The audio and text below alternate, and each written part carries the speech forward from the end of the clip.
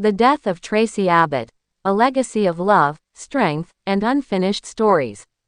The news spread like a whisper through Genoa City, soft at first, then louder, more insistent, until it could no longer be ignored. Traci Abbott is gone. The words felt impossible, even cruel.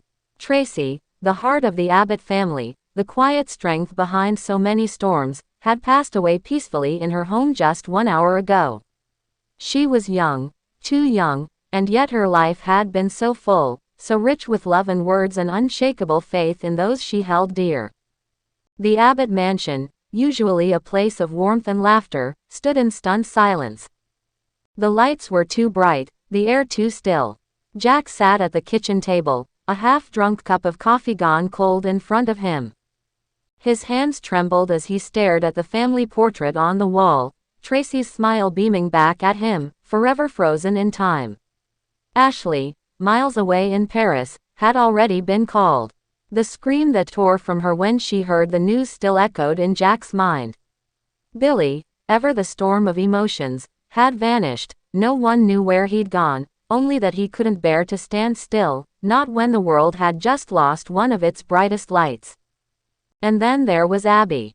Sweet, fierce Abby, who had rushed to the house the moment she heard, her face streaked with tears. She had collapsed into Jack's arms, sobbing, "How? How is this real?"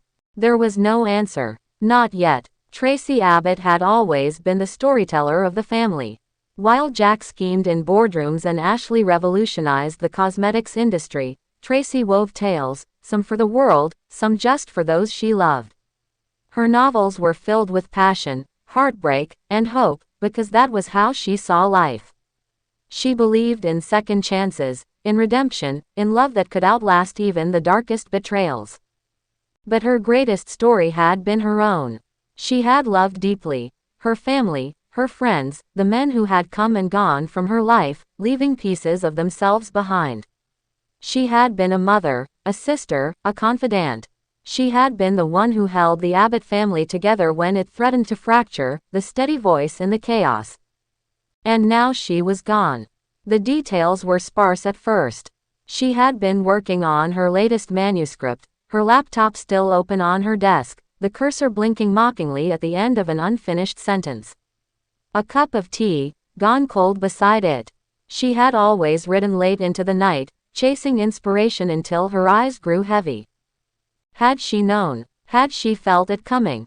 The doctor would later say it was quick, a sudden aneurysm, painless, like a light being switched off.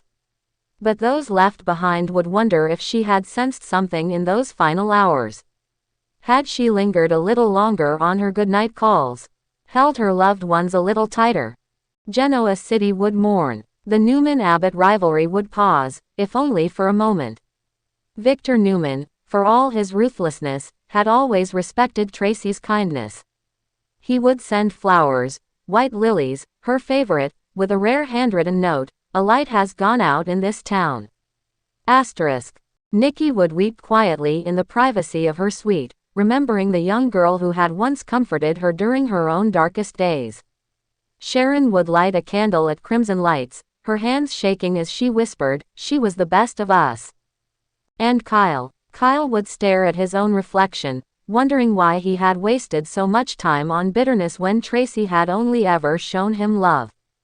Back at the Abbott house, Jack finally stood, his legs unsteady. He walked to Traci's study, untouched since the paramedics had come and gone. Her last words stared back at him from the screen. And in the end, she realized that love wasn't something you could lose, it was something you carried with you, long after the goodbyes. Asterisk. Jack exhaled, a broken sound. Was it a coincidence? Or had Traci, in her infinite wisdom, left them one final gift, a reminder that she wasn't truly gone? Outside, the wind rustled the trees, and for a fleeting second, he could almost hear her laughter.